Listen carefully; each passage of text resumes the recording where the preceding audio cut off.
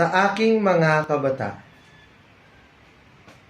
kapag ka ang bayay sadyang umibig sa kanyang salitang kaloob ng langit, sanlang kalayaay na saring masapit, katulad ng ibong na sa himpapawid.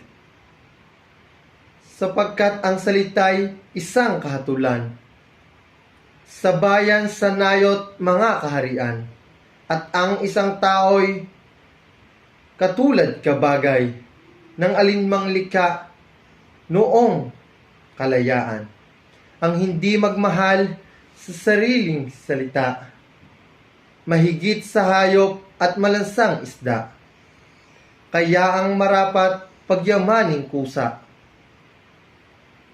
katulad ng inang tunay na nagpala. Ang wikang Tagalog tulad din sa Latin, sa Ingles, Kastila at sa salitang anghel, sapagkat ang poong marunong tumingin, ang siyang naggawad nagbigay sa atin.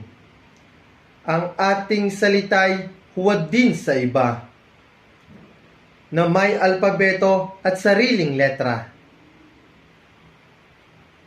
na kaya nawalay dinatnan ng sigwa ang lunday sa lawa noong dakong una.